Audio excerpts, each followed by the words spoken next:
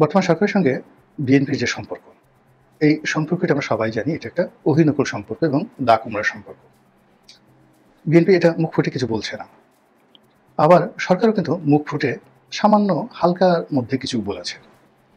কিন্তু দিনান্তে সরকার তার আত্মরক্ষার জন্যে, সরকার তার সেফ এক্সিটের জন্যে অথবা দেশ পরিচালনার জন্য যখনই বিএনপির নিকট হাত বাড়িয়েছে, সহযোগিতার হাত বাড়িয়েছে, উল্টো হয়ে গেল। সহযোগিতার হাত না, ঠিক সরকার যখন বিএনপির নিকট সাহায্য এবং সহযোগিতা চেয়ে হাত বাড়িয়েছে, একটি বারের জন্য কিন্তু বিএনপি সরকারকে কখনোই নিরাশ করেনি।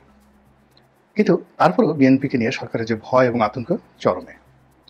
বিএনপিকে ধ্বংস করার জন্য, বিএনপির ইমেজ নষ্ট করার জন্য, বিএনপির মধ্যে আতঙ্ক ছড়ানোর জন্য সরকার এবং সরকারের যে সকল মেশিনারিজ রয়েছে, যেগুলো মূলত রাষ্ট্রের মেশিনারি, নানা গোয়েন্দা সংস্থার তৎপরতা এবং বিএনপি নেতাদের চরিত্র হননের জন্য নানা রকম কুটচাল, সেটা বিভিন্ন গোয়েন্দা সংস্থার সঙ্গে বৈঠক করে তাদের কল রেকর্ড করা, বিভিন্ন বিএনপি নেতাদের, বড় বড় বিএনপি নেতাদেরকে হানির ট্র্যাপে ফেলে দিয়ে এই তাদের যে দুর্বল মুহূর্তগুলো, সেই দুর্বল মুহূর্তগুলো যারা সরকারের কর্তা ব্যক্তি রয়েছেন তাদের কাছে সেই দুর্বল মুহূর্তগুলো যে যাকে বলা হয় ম্যাগনা কাটা হিসেবে সেগুলোকে ব্যবহার করার জন্য এবং বিএনপিকে অপদস্থ করার জন্য তারা যে সকল কর্মকাণ্ড করে যাচ্ছে, এগুলো সেই প্রাচীন পদ্ধতি। অতিরিক্ত নানা রকম অশান্তির সৃষ্টি করে, ভয় সৃষ্টি করে, আতঙ্ক সৃষ্টি করে বিএনপিতে আগামীতে ক্ষমতায় আসবে সেই ইচ্ছে এবং আশা আকাঙ্ক্ষাকে সম্পূর্ণ ধূলিসাৎ করার জন্য যা যা করা দরকার অতীতের মধ্যে করা হচ্ছে।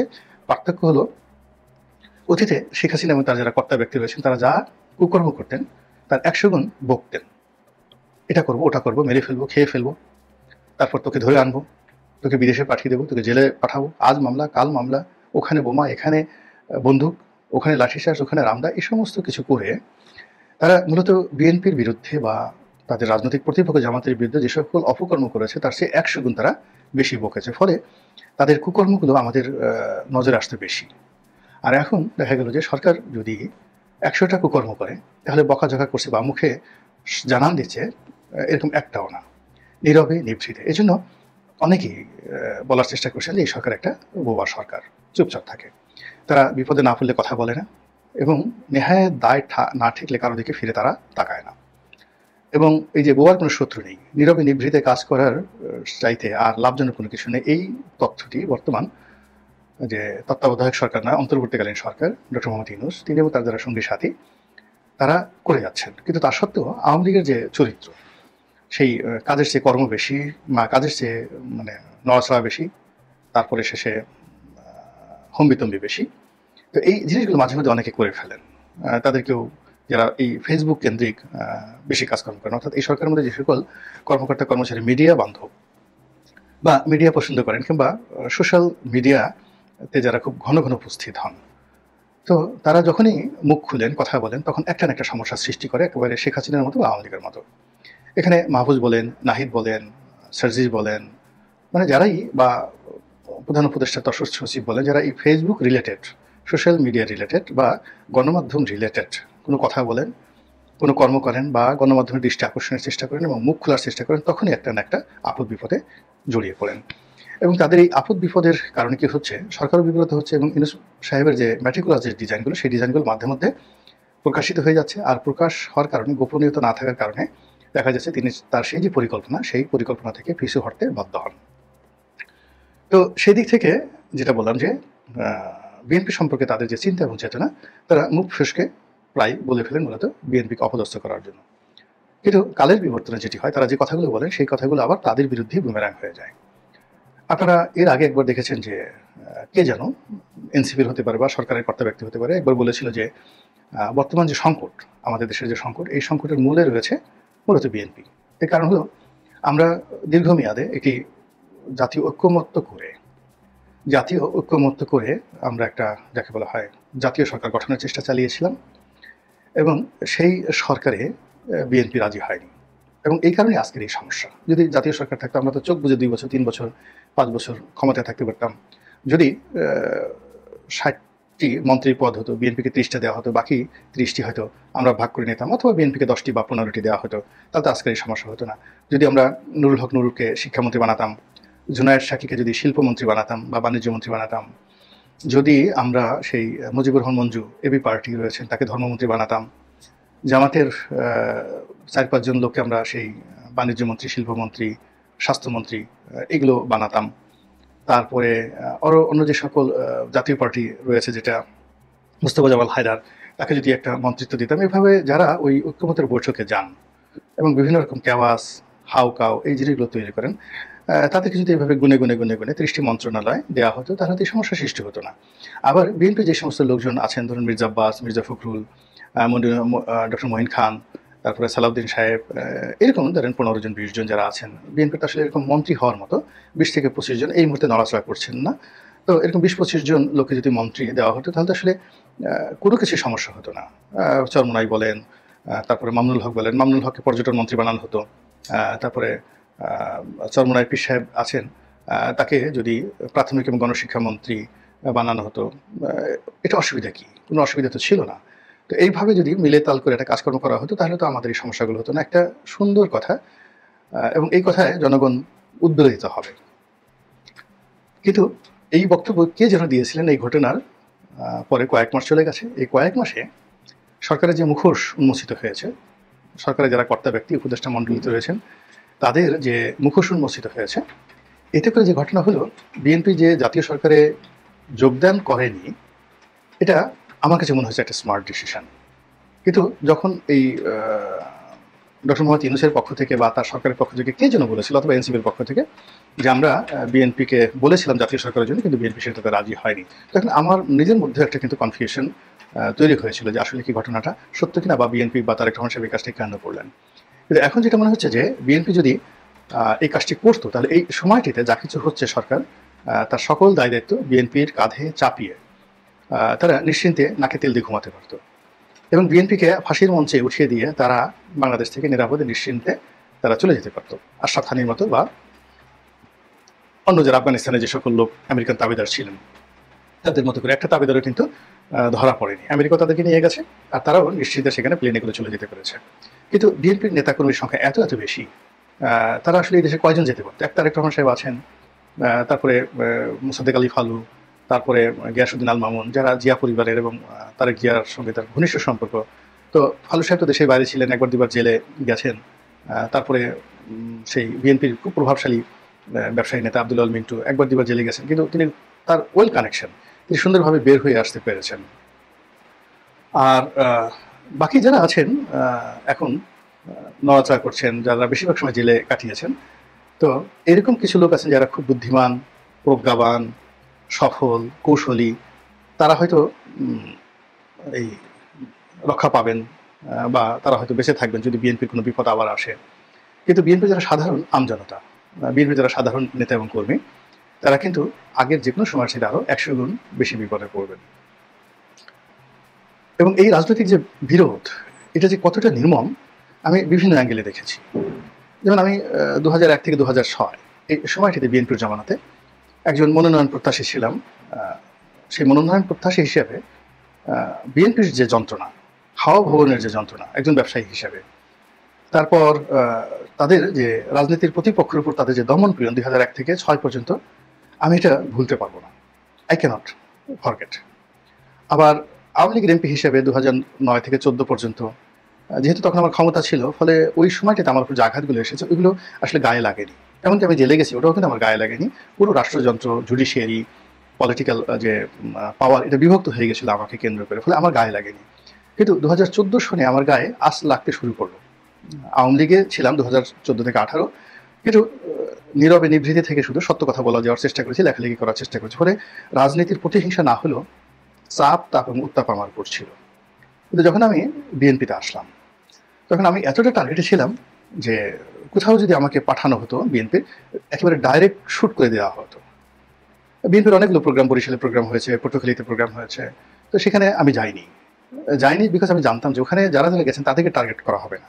আমাকে দেখলেই পটুয়াখালীর যারা আওয়ামী লীগের লোকজন, ছাত্রলীগের লোকজন, যুবলীগের লোকজন, বরিশালের লোকজন, কিংবা আমার যে ইমেজগুলো আছে সেই ইমেজ দিয়ে যদি আমি বিএনপির যে কোনো প্রোগ্রামে সারা বাংলাদেশে যেতাম, বিএনপি নেতাকর্মীদের মধ্যে ওই সময়টাতে দারুণ একটা, যাকে বলা হয়, জাগরণ হতো। কিন্তু আমি বা আমার সঙ্গে যারা থাকতেন তাদের আরও অনেক হাজার হাজার মামলায় আসামি হতে হতো। তো এই জিনিসগুলো যেহেতু আমার অভিজ্ঞতার কারণে আমি কি করলাম, যে আওয়ামী লীগ যেই জায়গাটা করতে পারে, যে জিনিসগুলো করতে পারে, সেখানে আমি যাব না, বরং আমি আওয়ামী লীগ যেটা করতে পারে না আওয়ামী লীগ একটা বিকল্প চিন্তা করতে পারে না, সুন্দরভাবে লিখতে পারে না, তাদের দোষ ত্রুটি ঢাকার জন্য তারা একটা ন্যারেটিভ তৈরি করতে পারে না। তো ওই জায়গাগুলোতে আমি সেই 2019 থেকে একেবারে আজকের দিন পর্যন্ত যেভাবে কাজ করে যাচ্ছি, ওই কাজের ফলে কি হলো, আওয়ামী লীগের শীর্ষ মহল যতটুকু পেরেছে আমাকে শারীরিকভাবে আঘাত করতে পারেনি, ওভাবে মামলা মোকদ্দমা দিতে পারেনি, কিন্তু আমাকে শেষ করে দেওয়ার জন্য যা যা করার সব কিছু করেছে। আমার বাড়ি ভেঙে দিয়েছে, গাড়ি ভেঙে দিয়েছে, মিল কলকারখানা ব্যবসা বাণিজ্য তছনছ হয়ে গেছে। তো এইরকম মানে বিএনপির যারা আমার মতো হাজার হাজার নেতাকর্মী রয়েছেন, যাকে যেভাবে পেরেছে প্রতিপক্ষ মামলা দিয়েছে, মার দিয়েছে, বাড়িঘর পুড়িয়েছে, যার যার মতো ক্ষতিগ্রস্ত হয়নি এমন কম লোক রয়েছে। কিন্তু যারা বিদেশে গেছে, নিরাপদে থেকেছেন, এমনকি যারা জেলে গিয়ে জেল থেকে বের হননি, যারা দুবাই ছিলেন, ব্যাংকক ছিলেন, সিঙ্গাপুর ছিলেন, যারা এখন সুন্দরভাবে চলে এসেছেন, মূলত আসলে তারা একটা সেফ জোনে থেকে যে কাজগুলো করেছেন। আর আমরা যারা বাংলাদেশে একেবারে রাক্ষস খক্ষসের মুখের মধ্যে থেকে যে কথাগুলো বলেছি, এটা এত সহজ বিষয় ছিল না। কিন্তু এই যে যদি জাতীয় সরকার হতো, তো জাতীয় সরকার হওয়ার পরে কি হতো, যে বিএনপির এখন যে অবশিষ্ট ক্ষমতাগুলো রয়েছে সেই ক্ষমতাটাগুলো শেষ হয়ে যেত ফ্রাস্ট্রেশনে। 2 নম্বর হলো যে বিএনপির যে সকল ধড়িবাজ লোকজন রয়েছেন, মন্দ লোক রয়েছেন, তারা এই গত 11 মাসে যে কাজকর্ম করছেন তার চেয়ে আরও 100 গুণ বেশি খারাপ কাজ করতেন। এবং সরকার তাদের লোকজন থাকলে তারা জামাতের সঙ্গে, এনসিপির সঙ্গে পাল্লা দিয়ে মন্ত্রণালয় দখল, এই ভিটে মাটি দখল, মানে এটা একটা জাতীয় সরকার না বলে একটা জাতীয় লুটেরা বাহিনী তৈরি হয়ে যেত। এবং সেই কাজটি বিএনপি যারা শীর্ষ নেতৃবৃন্দ তারা করেনি, তারা বুঝতে পেরেছেন। এই কারণে আমার কাছে মনে হচ্ছে যে বাংলাদেশে আজকের এই খুব অল্প সময়ের মধ্যে আমরা সরকারের যে মুখোশ এটা দেখতে পাচ্ছি। এখানে যারা অনেক লোক রয়েছেন তারা যে সকল কর্মকাণ্ড করছেন, এই সকল কর্মকাণ্ড তারা যে করতে পারে না, আমরা 1 বছর আগে আমাদেরকে মেরে ফেলে আমরা বিশ্বাস করতাম না। অথচ এখন একেবারে দালিলিক প্রমাণ, এই লোক এই অপকর্ম করেছে, এত টাকা মেরেছে, এত সুযোগ নিয়েছে, সুবিধা নিয়েছে, এই চক্রান্ত করেছে, ইত্যাদি ইত্যাদি নানা রকম কথা এখন আমাদের কাছে যেটা দালিলিক প্রমাণ সহ সামনে হাজির হয়ে যাচ্ছে, যে কথাগুলো বললে আমরা কখনো বিশ্বাস করতে পারতাম না। এবং এই জন্য সংগত কারণে বিএনপি যারা শীর্ষ নেতৃত্ব রয়েছে তাদেরকে ধন্যবাদ দিতে হবে। তা না হলে এই আপদ, এই বিপদ যদি 5 বছর চলতো, 5 বছর চলার পরে পুরো দেশের যে স্ট্রাকচার রয়েছে, এখন ধরেন আমরা আমেরিকার ভয় পাচ্ছি, আমেরিকা সৈন্য পাঠাবে, সেন্ট মার্টিন নিয়ে যাবে, ইত্যাদি ইত্যাদি। তো এগুলো আসলে আমেরিকা বাংলাদেশে ওখান থেকে সে এতটা দখল করতে পারবে না। কিন্তু যদি দীর্ঘমেয়াদে 5 বছরে বাংলাদেশের মৌলবাদ বৃদ্ধি পায়, সীমান্ত উত্তেজনা দেখা দেয়, এবং এখানে বাংলাদেশে যদি নানা রকম জঙ্গিবাদী গ্রুপের সৃষ্টি হয়, তাহলে আমাদের দেশের মধ্যে গৃহযুদ্ধ শুরু হয়ে যাবে, সীমান্তে ভারত শক্তি প্রয়োগ করবে, এবং আমেরিকা, ইউরোপ যারা আছে তারা এই জঙ্গিবাদকে দমন করার জন্য একটার পর একটা নিষেধাজ্ঞা দিয়ে যাবে। তো এই বিষয়গুলো যাওয়ার আগেই আমরা এই সরকারের যারা কর্তা ব্যক্তি রয়েছে তাদের উপদেশ বুঝতে পারছি, উদ্দেশ্য বুঝতে পারছি, তাদের নৈতিক মান বুঝতে পেরেছি, তাদের যোগ্যতা কতটুকু, এবং তারা আগামী দিনে যে কয়দিন থাকবেন সেই কয়দিনে কতটুকু ক্ষয়ক্ষতি করতে পারেন, এই জিনিসগুলো আন্দাজ করতে পেরেছি। এবং সেই অনুযায়ী কিন্তু আমরা নিজেদের মন মানসিকতা প্রস্তুত করছি। এবং এই কাজের জন্য আমি মনে করি বিএনপিকে কিছুটা হলেও ধন্যবাদ দিতে হয়। কিন্তু তারা যদি জাতীয় সরকার করে ফেলতো, আমরা একেবারে বিএনপি শেষ না হওয়া পর্যন্ত, যেহেতু বিএনপি একটা বড় দল, আপনি চিন্তা করেন আওয়ামী লীগ শেষ হওয়ার জন্য, মানে ক্ষমতাচ্যুত হওয়ার জন্য 15 বছর অপেক্ষা করতে হয়েছে। তো বিএনপিকে যদি কোনো কারণে জাতীয় সরকারে ঢোকানো হতো, সেই বিএনপির 20 জন মন্ত্রী ধরেন বা 30 জন মন্ত্রী ধরেন, তারা সবাই ডক্টর মোহাম্মদ ইউনূসের স্লেভ হয়ে যেত, চাকর হয়ে যেত, কেউ কারো কথা শুনতো না। এবং মন্ত্রণালয়ের সচিব থেকে শুরু করে এরকম আরও যে কে পোস্টগুলো, এই কয়েকদিন আগে যে সমস্ত বিএনপি নেতা কর্মীদের যাকে বলা হয় সংশ্বাস চলতো না, এখন দেখা গেল যে এরকম অপদার্থ হয়তো কোনো মন্ত্রীর 91 সালে কোনো মন্ত্রীর পিএস ছিল, এপিএস ছিল, বা কোনো মন্ত্রীর পিআরও ছিল, সেই সমস্ত লোক দেখা গেল যে কোনো একটা সরকারি দপ্তরের পরিচালক হয়ে গেছে, কোনো একটা সরকারি দপ্তরের চেয়ারম্যান হয়ে গেছে। এবং অবাক করার ব্যাপার হলো যে এই সমস্ত লোকজন মানে সাধারণত যারা সফল জীবনে, মানে তাদের গত 15 বছরে তাদের ধারে কাছে কখনো আসেনি। এই সমস্ত লোকজন যে বিএনপি করে এটা আমরা ভুলে গিয়েছিলাম। মানে তারা তাদের সেই জীবন জীবিকার জন্য খালি নানা রকম কথাবার্তা বলতো। কিন্তু কি হলো, এই যখন একটা প্রেক্ষাপট তৈরি হলো, এটা কি ইউনূস সাহেবের সঙ্গে যোগাযোগ করে নাকি নাহিদের সাথে যোগাযোগ করে কিভাবে যে তারা পদ পদবি বাগিয়ে দিয়েছে, বিশ্বাস করেন শত শত, সেটা স্কুলের গভর্নিং বডি বলেন, কলেজের গভর্নমেন্ট বডি বলেন, বিশ্ববিদ্যালয়ের সিন্ডিকেট মেম্বার বলেন, ব্যাংকের পরিচালক বলেন, এই হাজার হাজার যে সরকারি পদগুলো রয়েছে যেগুলো রাজনৈতিকভাবে পূরণ করা হয়, বিভিন্ন কর্পোরেশনের যে সকল বোর্ড অফ ডিরেক্টর রয়েছে, সব জায়গা থেকে দেখেন বিএনপির লোক কীভাবে ঢুকে গেছে। এবং তারা ঢুকে, যে লোক সিএনজি চালাতে পারতো না, এখন সে পাঁচজনে নিয়ে ঘুরছে, বউকে নিয়ে ঘুরছে, ছেলে মেয়েকে নিয়ে ঘুরছে, বিভিন্ন সরকারি গেস্ট হাউসে গিয়ে উঠছে। তো এই লোকগুলো যখন 5 বছর মেয়াদে এই সুযোগ সুবিধাটা পেত, এবং যদি সরকার তাদের লোক থাকতো, তাহলে এই পুরো সেক্টরটা বিএনপির দখল হয়ে যেত। এবং যারা এই দখল করতো তারা তারেক রহমানকে সাহেবকে নিয়ে চিন্তা করতো না, যেভাবে অতীতে করেনি। তারা বেগম জিয়া মরে গেলেন না বেঁচে থাকলেন এটা কোনো চিন্তা করতেন না। তারা চিন্তা করতেন যে এখন যেভাবে আছে এভাবে থাকুক এবং ইউনূস সাহেব আমাদের একেবারে বলা হয় যে প্রভু, আমাদের লিডার, আমাদের আলা হজরত, তিনি যা বলবেন সেটাই জিন্দাবাদ। এবং বিএনপির একটা বিরাট টপ যদি এরকম 4-5 হাজার লোক এর সঙ্গে জড়িত হতো এবং বিএনপির জাতীয় সরকার হওয়ার সাথে সাথে আপনি দেখতেন যে 2025 সনের জানুয়ারি ফেব্রুয়ারি মাসে 2025 মানে এই চলতি মাসে জানুয়ারি ফেব্রুয়ারি মাসে স্থানীয় সরকার নির্বাচন হয়ে যেত এবং সমস্ত পৌরসভা থেকে শুরু করে যারা এই বিএনপির লোকজন হতেন, চেয়ারম্যান, মেম্বার, পৌরসভার মেয়র, তারাও ডক্টর মোহাম্মদ ইউনূসের চাকর বাকর হয়ে যেত এবং সবাই মিলে গণশত্রুতে পরিণত করত তারেক রহমান সাহেবকে, যে এই লোকটা দেশের শত্রু। বেগম জিয়াকে তারা শেখ হাসিনার পর্যায়ে তারা নামে নিয়ে আসতো।